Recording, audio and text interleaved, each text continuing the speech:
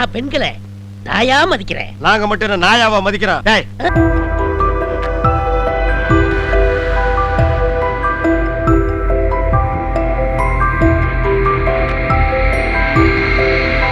நீயா நானா தமிழ்நாட்டின் hot ஷோஸில் number 1. இதில் எதை பேசினாலும் அது வேதவாக்கு. கோபினாவை ஒரு ஜியோஸ் மாதிரியும் நடுவர்களாக வரவங்கள ஆம்னிபோட்டன்ட் பீயிங்ஸ் மாதிரியும் தான் இந்த ஷோவை பார்க்குற பெரும்பாலான இமோஷனல் தற்கொலைகள் நினச்சி பார்த்துட்டு இருக்காங்க.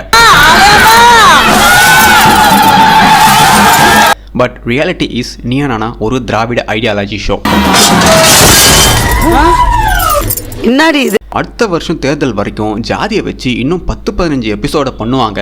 அதுதான் இவங்களுக்கு கொடுக்கப்பட்ட அஜெண்டா. அரசியல்ல இதெல்லாம் சாதாரணமாப்பா. இதுக்கு பிச்சை எடுக்கலாம். அதுக்கும் நெருப்பு விட பல தடுப்பூசி கோமாளிகள் இருக்காங்க. இந்த வீடியோல கோபினா என்ன உருட்டு இருக்காருன்னு பார்க்கலாம் வாங்க. வாங்க மக்களே, நான் உங்கள் பேங்கை, தமிழ் பேங்கை.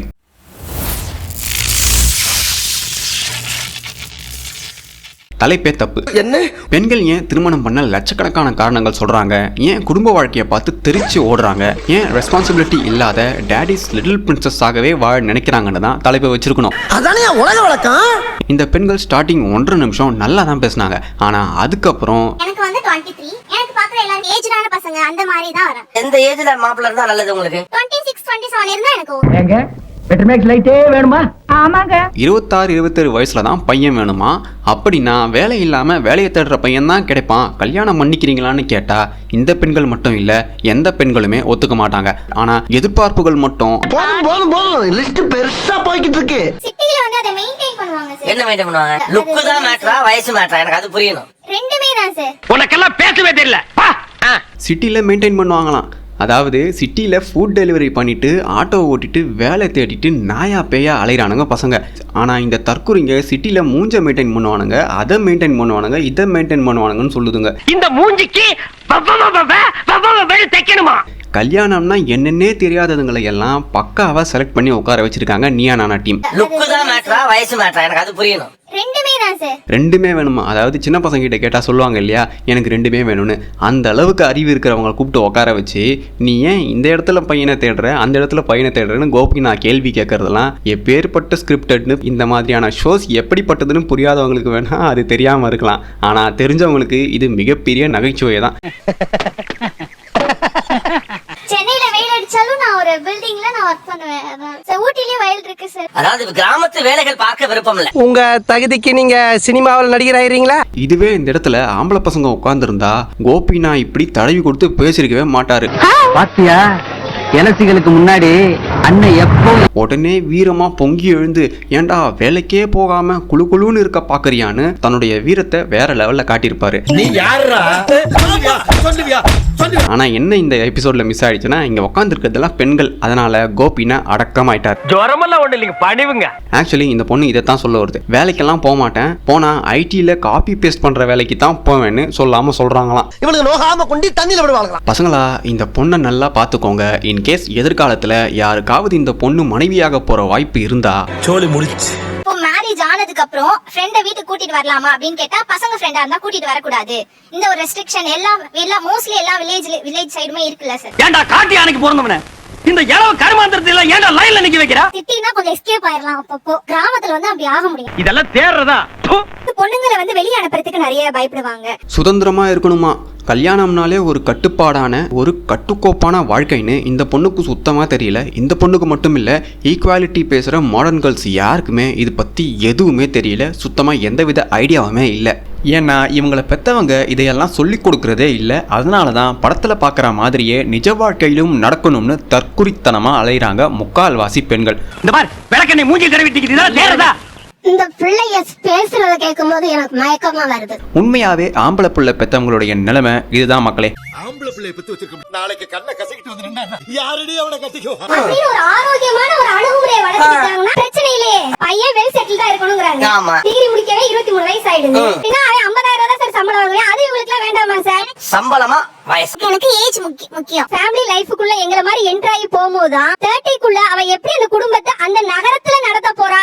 இவங்க யதார்த்தத்தை அழகா பேசுறாங்க. ஒவ்வொருத்தரும் விட்டு கொடுத்து அரவணைச்சு போறது தான் வாழ்க்கைன்னு ரொம்ப தெளிவா சொல்றாங்க. ஆனா இது அங்க உட்கார்ந்திருக்க பெண்களுக்கும் புரியாது.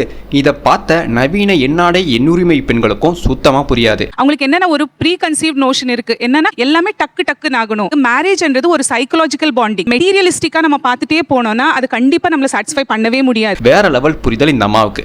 எவ்வளோ அழகா சொல்றாங்க பாருங்க கல்யாணம்னா என்னன்னு. இவங்க சொன்ன விஷயங்கள்ல இருக்க முக்கியமான பாயிண்ட்ஸை பாருங்க மக்களே. Pre conceived notion, instant gratification, psychological bonding, materialistic view. கல்யாணம் ஆகாத ஒட்டுமொத்த பெண்களும் நீங்கள் எவ்வளவு சம்பாதிச்சாலும் சரி, எவ்வளவு பெரிய ஆளாக இருந்தாலும் சரி, இவங்க சொன்ன இந்த 4 பாயிண்ட்டை மனசில் வச்சுக்கிட்டிங்கன்னா உங்களுடைய குடும்ப வாழ்க்கை, அதாவது கல்யாண வாழ்க்கை ரொம்ப சிறப்பாக இருக்கும். அதை விட்டுட்டு பகட்டான நிரந்தரமில்லாத வாழ்க்கையை தேடி நிஜ வாழ்க்கையை தொலைச்சிடாதீங்கன்னு அழகாக சொல்கிறாங்க. எனக்கு தெரிஞ்சு இவங்களை விட மாடர்ன் ஃபெமினிஸ்ட் கோமாளி பெண்களுக்கு புரிகிற மாதிரி வேற யாராலையும் சொல்ல முடியாதுன்னு நினைக்கிறேன். சரியில்லையே, ஒண்ணு கூட சரியில்லையே. இந்த விஷயம் ஆண்களுக்கும் பொருந்தும். கல்யாணங்கிறது உளவியல் சார்ந்த ஆழமான விஷயம்னு அவ்வளவு அழகா சொல்றாங்க அவங்களுடைய அனுபவத்துல இருந்து. ஆனா இது எத்தனை பெண்களுக்கும் எத்தனை ஆண்களுக்கும் புரியும்னு சுத்தமா தெரியல. நீங்க பேசலனாலும் உங்களை சுத்தி உள்ளவங்க கண்டிப்பா பேசிட்டு தானே இருக்காங்க. பெண்ணின் குணம் பெண்ணுக்கே தெரியல. பேசலனா பெண்ணினுமே அழிஞ்சிரும்னு இந்த பெண்ணுக்கு சுத்தமா தெரியவே இல்லை. காசிப்பிங் அண்ட் புரண்டி பேசுறதுல போட்டி வச்சா அதுல அதிகமா ஜெயிக்கிறது பெண்களா தான் இருப்பாங்க. ஏன்னா ஆண்களால பொண்ணுங்க கிட்ட பேசி ஜெயிக்கவே முடியாது. ஏதாவது ஒரு விஷயத்த 10 வருஷத்துக்கு முன்னாடி நாம அவங்க கோபப்படுற மாதிரி சொல்லியிருந்தா கூட அதை டேட்டு டைமோட ஞாபகம் வச்சு அடுத்த 10 வருஷம் கழிச்சு சண்டை ஏதாவது நடந்தா அதை கரெக்டாக சொல்லி நம்மளை வெறுப்பேற்றுறதுல பெண்கள் ரொம்ப கெட்டிக்காரங்க.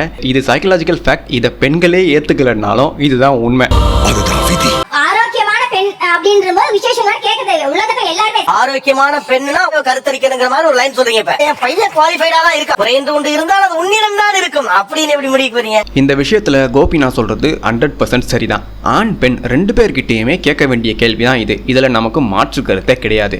ஆக்சுவலி மூடநம்பிக்கை லிஸ்ட்ல கோவிலுக்கு போறதெல்லாம் மூடநம்பிக்கைன்னு சேர்த்து வச்சிருக்கானுங்க சில தற்குறிஸ். ஆனா உண்மையாவே இந்த விஷயத்தை தான் மூடநம்பிக்கை லிஸ்ட்ல நம்ம முதல்ல சேர்க்கணுமே தவிர கோவிலுக்கு போறவங்களையோ சாமி கும்பிடுறவங்களையோ நம்ம மூடநம்பிக்கை லிஸ்ட்ல சேர்த்திருக்கவே கூடாது. கிராமத்துல நல்ல பையன் செட்டில்டா இருக்கா, கல்யாணம் பண்ணிட்டா என்னன்னு கேக்குறாங்க. அவங்க சம்பாரிச்சு வாங்கினது அங்க வந்து ஈக்குவாலிட்டி இருக்கா? மரியாதை கேட்டுக்கோ தெரிஞ்சுக்கோ. உனக்கு விட்டா வாரா பேசிட்டு போயிட்டு இருக்க.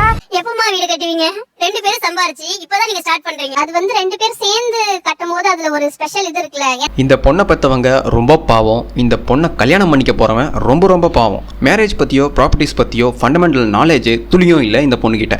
இந்த அம்மா வாழ்க்கையை சந்தோஷமா வாழ்றத பத்தி பேசுறாங்க. ஆனா இந்த பொண்ணு நவீன ஃபெமினிஸ்ட் கோமாளின்னு நிரூபிக்கிறாங்க. நாகரிகம் இருக்க வேண்டியதா, ஆனா இது ரொம்ப ஜாஸ்தி. நீங்க எதை ஈக்குவாலிட்டி நினைக்கிறீங்க? கணவனோட வீட்டுல மனைவி வந்து தங்குறது ஈக்குவாலிட்டி இல்லையா? அதுல வந்து தங்குறதுல உனக்கு என்ன சிரமம்னு கேட்டீங்க, அதுல வந்து வாழ்றதுல உனக்கு என்ன சிரமம்னு கேட்கல. கோபிநாத் தன்னுடைய பழைய முட்டை இந்த இடத்துல அருமையாக கொடுத்துருக்காரு மக்களே. இவங்க வந்து அந்த பொண்ணை எங்களுடைய வீட்டில் வந்து தங்குன்னு சொல்லிட்டாங்களாம், வாழுன்னு சொல்லலையாம். அதனால கோபிநாக்கு ரொம்ப கோபம் வந்து வீரமா என்ன பெண்களை அடக்குமுறை செய்றீங்களான்னு உருட்டி வச்சிருக்காரு. உனக்கெல்லாம் வெக்கமே இல்லையாடா, சோறு தானே திங்கிற, எரிச்சல் வருது இவனை. மாடர்ன் ஃபெமினிஸ்ட் பெண்கள் எல்லாருமே இந்த ஈக்குவாலிட்டி என்ற நோயால பயங்கரமா பாதிக்கப்பட்டிருக்காங்க. ஆணும் பெண்ணும் மனிதர்கள் என்ற விஷயத்துல மட்டும்தான் ஈக்குவலானவங்களே தவிர பிசிக்கலி, எமோஷனலி, அனாட்டமிக்கலி ஆண்களும் பெண்களும் வேறுபட்டவர்கள் தான். இது நிரூபணமான உண்மை. கோபின்னா வழக்கம் போல இந்த பெண்ணோட அறியாமைய போக்குவாருன்னு பார்த்தா அந்த டாபிக்கை அப்படியே ஸ்கிப் பண்ணிட்டாங்க இந்த நியானானா டீம். நீ மனுஷனே இல்ல தெரியுமா? வைக்கலாம் இருக்க வீட்டுல அவன் வீட்டுல இருக்கான். இன்னைக்கு நாசூக்கோட இருக்கக்கூடியவங்க கிராமத்துல. இவங்க சொன்ன இந்த விஷயம் கிராமத்துல மட்டும்தான் நடக்குதான்னா கிடையாது. அடிப்படை இங்கிதம் விட்டு கொடுக்கும் தன்மை கொண்ட எல்லா மனுஷங்க கிட்டையும் இந்த குணம் இருக்கு. என்ன கிராமத்துல பெர்சன்டேஜ் வைஸ் கொஞ்சம் அதிகமா இருக்கும், அவ்வளவுதான். இவ்வளவு நேரம் நியானானா ஷோ நல்லா போன மாதிரி நினைச்சிட்டு இருப்பீங்க.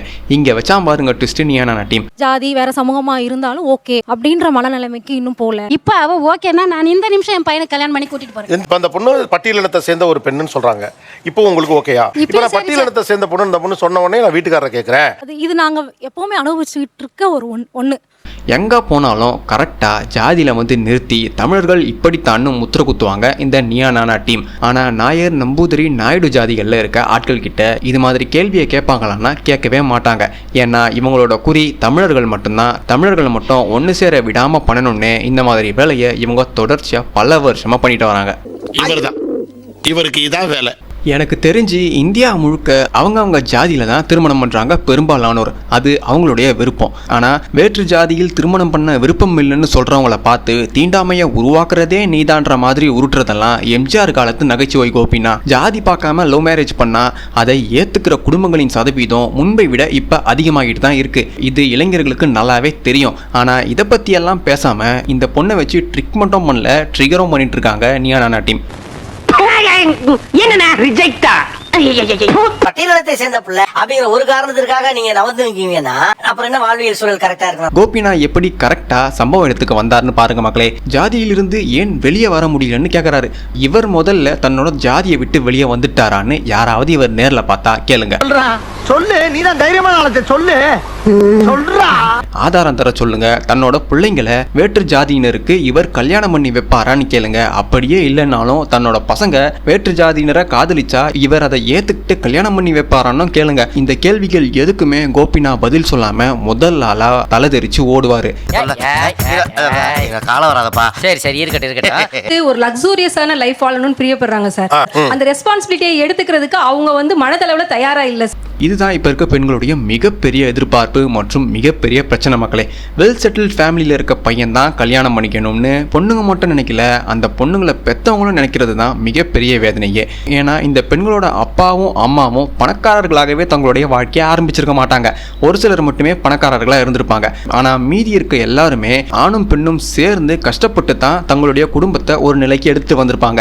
ஆனா தன்னோட பசங்களுக்கு கல்யாணம் பண்ணணும்னு வரும்போது மட்டும் வெல் செட்டில்டு ஃபேமிலியில இருக்க பையன் தான் வேணும்னு சொல்றதெல்லாம் சத்திய சோதனை. நல்ல தமிழ் பேர்கள் வச்சது உங்க ஜெனரேஷனா எங்க ஜெனரேஷனா? என்னென்ன சொல்றான் பாருங்க, கம்பி கட்டுற கதையெல்லாம் எழுத்து போடுறான். யாரெல்லாம் என் பிள்ளைக்கு தமிழ் பேர் தான் வைப்பேங்கிறவங்க யார் யார்? பட்டன் தூக்கு அத்தனை. உனக்கு திருப்பாவை திருவம்பாவை தெரியுமாமா? அவங்க யாரு? இந்த எபிசோட்லயே மிகப்பெரிய உருட்டு இதுதான் மக்களே. கை தூக்குன அத்தனை பேர்கிட்டையும் தூய தமிழ் பெயர்கள் ஒரு 5 சொல்லியிருந்தா தெரிஞ்சிருக்கும் இவங்களோட தமிழ் பற்று என்னன்னு. வாழைப்பழத்தோள் பலிக்கு வாலிபர் உயிர் ஊஷாய். கோபினா தான் ஒரு தற்குறின்னு ஒவ்வொரு எபிசோட்லையும் நிரூபிப்பாரு. இந்த எபிசோட்ல இந்த இடத்துல நிரூபிச்சிருக்காரு. எதுக்கு சம்பந்தமே இல்லாம தமிழ் பேரை வச்சு ரூட்ஸ் பாதுகாக்கப்படுதுன்னு உருட்டினார்னு சத்தியமா எனக்கு புரியவே இல்லை. நானும் திரும்ப இந்த செக்மெண்ட்டை மட்டும் பார்த்துட்டே இருந்தேன். சுத்தமா எனக்கு புரியவே இல்லை. கோபினா தன்னை ஒரு இன்டெலெக்சுவலாக காட்டிக்க நினைச்சார் போல இருக்கு இந்த இடத்துல மட்டும். நம் ராஜதந்திரங்கள் அனைத்தும் வீணாகிவிட்டதே. இந்த அமுக்குறதுல இருந்து வெளியில வரதுதான். ஒரு சிட்டில இருக்கிற பொண்ணுக்கு இது ஈஸியா கிடைக்குது. அமுக்கப்படுறேன் பிதுக்கப்படுறேன், அது என்ன எல்லாரும் எப்போ பார்த்தாலும் அமுக்கப்படுறேன் பிதுக்கப்படுறேன் நசுக்கப்படுறேன்னு உருள்றாங்கன்னு சத்தியமாக எனக்கு புரியல. இங்கே மனுஷனாக பிறந்தா யாருக்கு தான் கஷ்டம் இல்லை? என்னமோ இவங்களுக்கு மட்டும்தான் கஷ்டம் இருக்கா மாதிரியும், உலகமே இவங்களை எதிர்க்கிற மாதிரியும், இவங்க அதையெல்லாம் தாண்டி வந்து சாதிச்சா மாதிரியும்.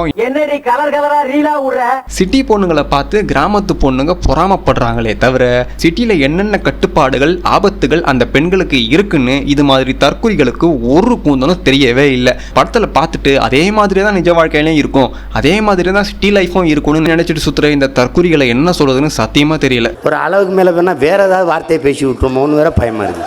கோபினா மட்டும் இல்ல, இங்க பெரும்பாலான மெத்தபடித்த மேதாவிகளுக்கு கிராமத்தை வச்சு நடக்கிற அரசியல் துளியும் தெரியல. எல்லா உலக நாடுகளிலும் இருக்கும் இனத்தில் பண்டைய கால மக்களின் பழக்க வழக்கங்களை இன்றளவும் கொஞ்சமாவது உயிர் போட வச்சிருக்காங்கன்னா அது கிராமப்புறங்களில் வாழும் மக்கள் தான்.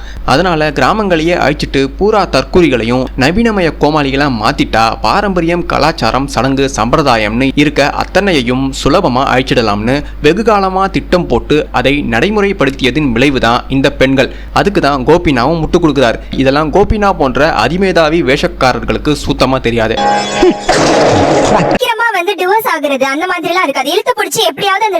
டிவோர்ஸ் இதுதான் இங்க உட்கார்ந்திருக்க பெண்களை பொறுத்த வரைக்கும் ரொம்ப பெரிய சிக்கலா நினைச்சிட்டு இருக்காங்க. சின்ன மனஸ்தாபம் ஏற்பட்டாலும் உடனே பொட்டியை தூக்கிட்டு டிவோர்ஸ் வாங்கிட்டு அடுத்த வேறொருத்தனை கல்யாணம் பண்ணி அவனோட நாம சந்தோஷமா இருக்க முடியும்னு இவங்க எல்லாருமே கற்பனை பண்ணிட்டு இருக்காங்க. ஆனா அது நிஜத்தில் நடக்கவே நடக்காது. அனுபவப்பட்டவங்களுக்கு மட்டுமே அது தெரியும். அட்ஜஸ்ட்மெண்ட் என்ற ஒரு விஷயம் 90% இந்த காலத்து பெண்களுக்கு கிடையவே கிடையாது. பூராவுமே நவீன ஃபெமினிசத்தால் மூளையை இழந்த கூட்டமா தான் மாறிட்டு வராங்க. கடைசியாக இந்த வீடியோ மூலமாக நான் சொல்லிக்கிறது ஒன்று தான். Stop thinking that men and women R equal. இந்த ஆணும் பெண்ணும் சமம் என்ற போலியான பிம்பத்தையும் போலியான எண்ணத்தையும் சுத்தமாக மூளைச்சலவை செய்யப்பட்டு ஊட்டி வச்சிருக்காங்க எல்லா பெண்களுக்கும். ஒன்லி ஹியூமன்ஸ் என்ற அடிப்படையில் தான் ஆணும் பெண்ணும் சமம். மற்ற எந்த விஷயத்துலையும் ஆணும் பெண்ணும் சமமே இல்லை. ஒருத்தருக்கு ஒருத்தர் விட்டு கொடுத்து போனால் தான் ஆணும் பெண்ணும் சமமாக இருப்பாங்களே தவிர வேறு எந்த விஷயத்துலையும் ஆணும் பெண்ணும் சமம் கிடையாது. இந்த வேறுபாட்டை தெரிஞ்சுக்கிட்டா வில்லேஜ் பையன்தான் வேணும், சிட்டி பையன்தான் வேணும், அமெரிக்காவில் இருக்க பையன்தான் வேணும்னு எந்த பொண்ணும் தேடாமல் லைஃபை வேறொரு வழியில் சந்தோஷமாக வாழ ஆரம்பிப்பாங்க. சோ கால் ஃபெமினிஸ்ட் பேச்சை கேட்டு வாழ்க்கையை தொலைச்சிடாதீங்க தற்குறிகளா.